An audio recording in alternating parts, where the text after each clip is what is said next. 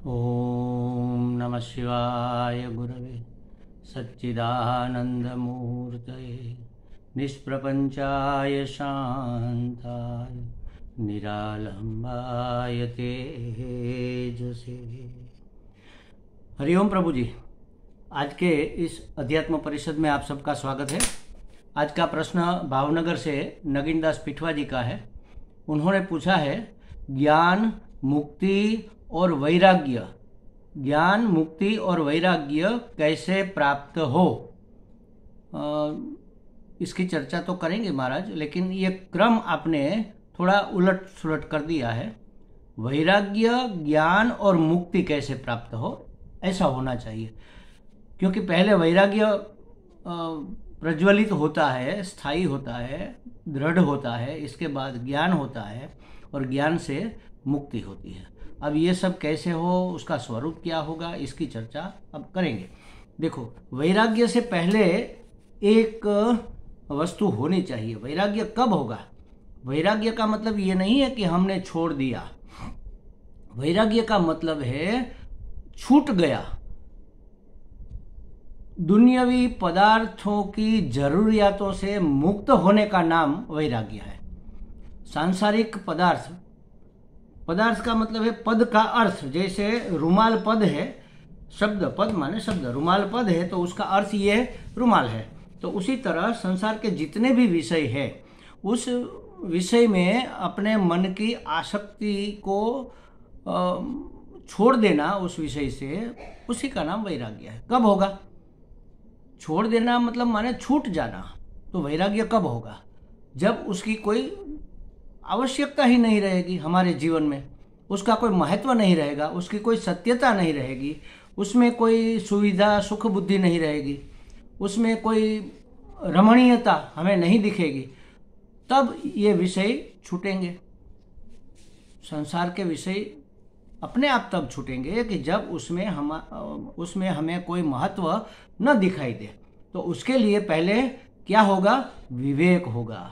तो पहला कदम विवेक है। विवेक होते ही वैराग्य हो जाएगा।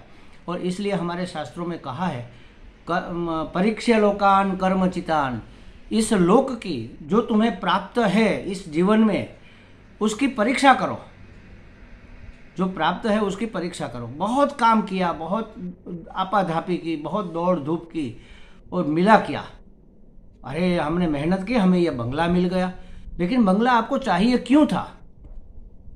सुख के लिए। बंगला अगर सुख देता तो सभी बंगले वाले सुखी होते, कभी दुखी ही नहीं होते। अरे हमने बहुत मेहनत की, इतना धन कमाया। तो धन इज इक्वल टू सुख नहीं है महाराज। देख लो आप, अगर धन सुख होता तो जितना जितना धन ज्यादा आता उतना उतना सुख बढ़ता जाता, और जब तक धन रहता तब तक सुख भी रहता। लेकिन ऐसा नहीं है। सुविधा मिलती है, ये अलग बात है। सुविधा, शारीरिक मानसिक अनुकूलता, ये सब सुख नहीं है। सुख का मतलब आनंद।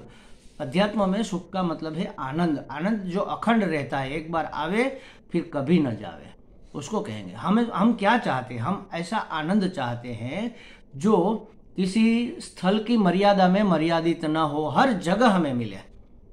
किसी देश, स्थल माने देश की मर्यादा से मर्यादित ना हो, किसी काल की मर्यादा से मर्यादित ना हो, हर समय मिले।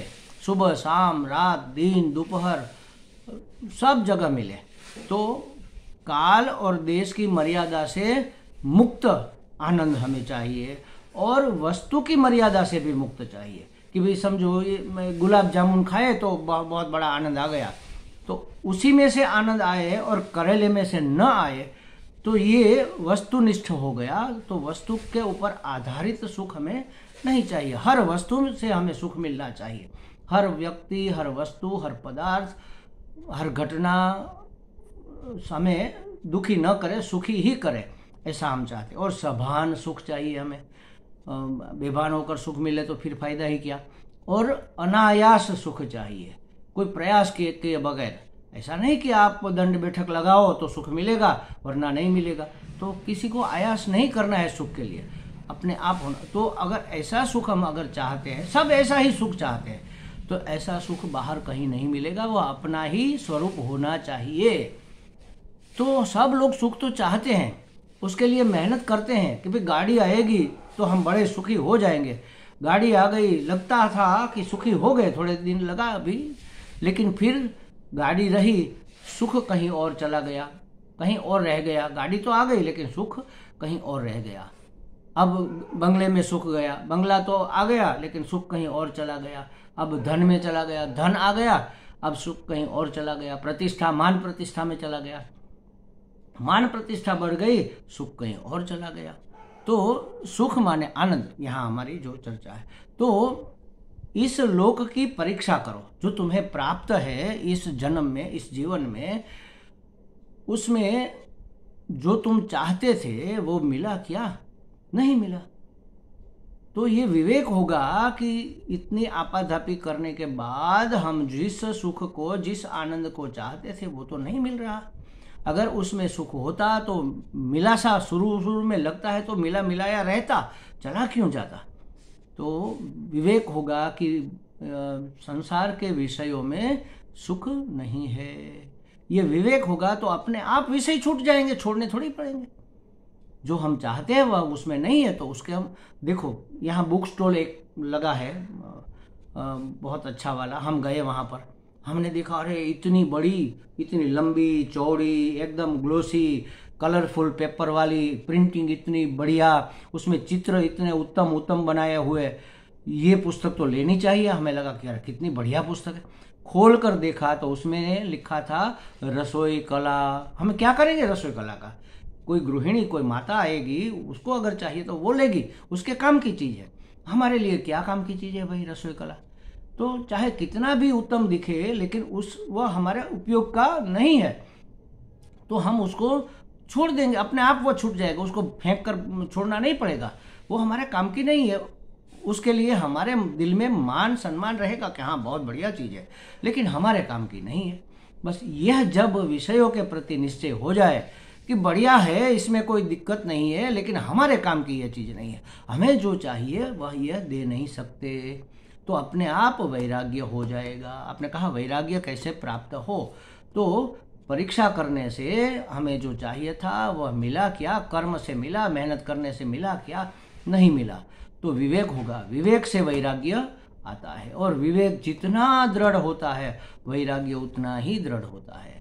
वरना क्या होता है कि छोटी मोटी घटना घट जाए जीवन में और हम कह रहे इस संसार में कोई सार नहीं है, लगता है जैसे अभी अभी गुरु गोरखनाथ के चेले बन जाएंगे, लेकिन थोड़े ही दिनों में, थोड़ी ही देर में वही का वही संसार में जूझ जाते हैं, आपाधापी में लग जाते हैं। ऐसा संन्यास की बात यहाँ नहीं है, ऐसे वैराग्य की बात भी यहाँ नहीं है। दृढ़ वैराग्य कब होगा? जब दृढ़ विवेक होगा कि भाई इस संसार के विषयों में सुख नहीं है, तो उसमें रमणीय बुद्धि नहीं होगी, उसके पीछे भागने का मन नहीं होगा। विषय आएंगे जीवन में, जो हमारे प्रारब्ध में जो लिखा है वो भोजन में भी आएगा, देखने में भी आएगा, सुनने में भी आएगा, सूंघने में भी आएगा, आता है तो आए, लेकिन उसमें अब हमारी सुख बुद्धि नहीं है, रमणीय बुद्धि नहीं है कि भाई हाँ इसको पकड़ो, इसको पकड़ के रखो और संग्रह करो, इसमें से सुख मिलता है। तो भोग संग्रह की बुद्धि निवृत्त हो जाएगी, विषयों के भोग संग्रह की बुद्धि नहीं रहेगी, तब वैराग्य प्रकट होता है और दृढ़ होता है। जब वैराग्य प्रकट होता है तो जिज्ञासा जगती है कि भाई तो सुख है कहाँ? हमें जो अखंड एक रस आनंद चाहिए वह कहाँ है? ढूंढो उसको। तो उसके लिए किसी जानकार के पास जाएंगे हम, तो जिसके पास कुछ नहीं, एक लंगोट पहन के घूमते हैं लेकिन सदा खुश रहते हैं, ऐसे महात्मा भी देखे गए हैं। तो ऐसे महात्मा से मिलेंगे, महाराज आपके पास तो न धन है, न दौलत है, न मान है, न पद है, न प्रतिष्ठा है, फिर भी आप इतने खुश हैं, कैसे? तो उसने बताया कि भाई ये तो हमारा अपना आनंद है, अखंड आनंद तो कभी खंडित होता ही नहीं, तो हमें वो चाहिए, कैसे मिलेगा? हम शरणागत हुए उसके और उसको उसकी सन्निधि में गए और उसको प्रार्थना की कि भी हमें यह ज्ञान बताओ जिससे हमें सुख मिले।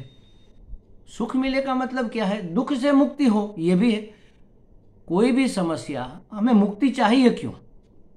देखो किससे मुक्ति चाहिए? मुक्ति कहो, मोक्ष कह लो, हम उसका अर्थ ठीक से समझे ही नहीं। जीवन की समस्याओं से, भय से, मृत्यु से, पराधीनता से, परतंत्रता से, अज्ञान से, दुख से, पीड़ा से मुक्ति चाहिए हमें। किसको नहीं चाहिए? सबको चाहिए। ये सब एक साथ छूट जाए, उसी का नाम है मोक्ष। तो मोक्ष के लिए क्या करना होगा, ऐसी जिज्ञासा मन में जगी तो किसी महात्मा ने शास्त्र का आधार लेकर हमें बताया कि अपने स्वरूप को, अपने आप को पहचानो। ब्रह्म सत्य, जगन मिथ्या। जो दिख रहा है वह रज्जु में सर्प की तरह दिख रहा है, तो उसका जो अधिष्ठान है वह ब्रह्म है, वही सत्य है। उसके ऊपर जो प्रतिभाषित हो रहा है, विवर्तित हो रहा है, वह जगत माने कि जो विषय, वह मिथ्या है। ऐसा ज्ञान जब हो जाएगा, मैं कौन हूँ ये हम जब जान जाएंगे, इसको ज्ञान कहते हैं। ये कोई महात्मा, कोई शास्त्र के आधार के ऊपर से हमें समझा सकता है। जिसने ज्ञान प्राप्त किया है वो हमें ज्ञान प्राप्त करा सकते हैं।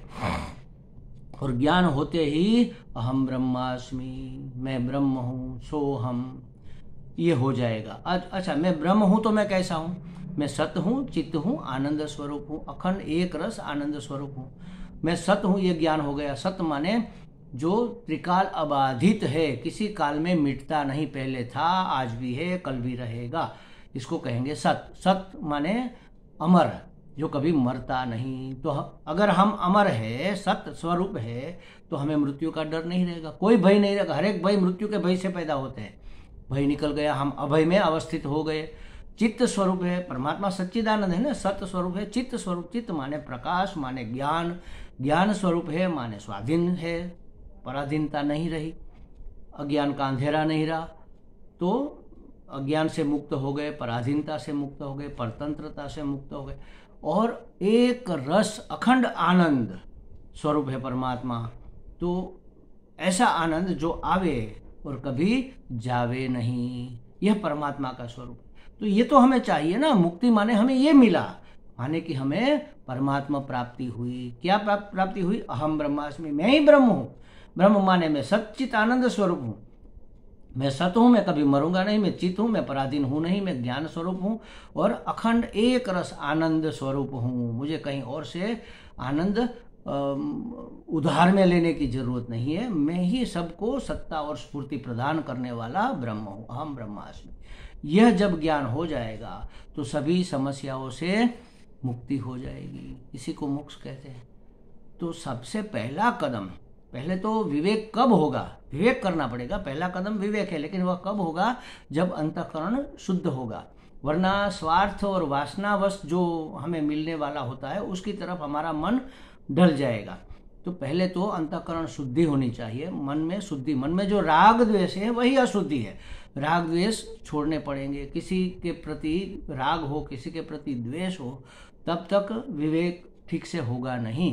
काम, क्रोध, लोभ, मद, मात्सर्य, दंभ, ये सब मन के मैल है। ये मैल जब धुल जाएंगे, अंतःकरण जब स्वच्छ हो जाएगा, प्रसन्न हो जाएगा, तो उसमें विवेक जगेगा और विवेक से फिर वैराग्य होगा। वैराग्य दृढ़ होते ही जिज्ञासा जागृत होगी, जिज्ञासा होते ही ज्ञान प्राप्ति होगी, ज्ञान प्राप्ति से मुक्ति होगी।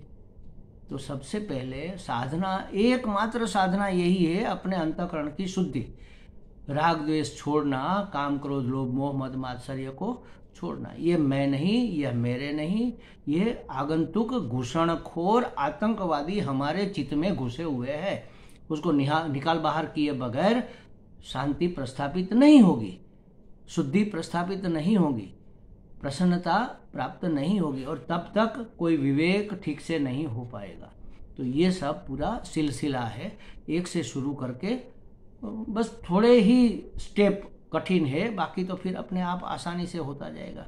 विवेक दृढ़ हो गया तो वैराग्य अपने आप हो जाएगा, वैराग्य दृढ़ हो गया तो जिज्ञासा अपने आप जग जाएगी, जिज्ञासा जगेगी तो गुरु मिल ही जाएंगे कहीं ना कहीं और ज्ञान प्राप्त हो जाएगा। तो ये अंतःकरण शुद्धि सबसे महत्वपूर्ण बात है, ताकि हमारे मन में शुद्ध विवेक जग सके, बिन पक्षपाती विवेक हो सके। हमें लगता है नगीनदास जी को कुछ स्पष्टता हो गई होगी। हरि ओम।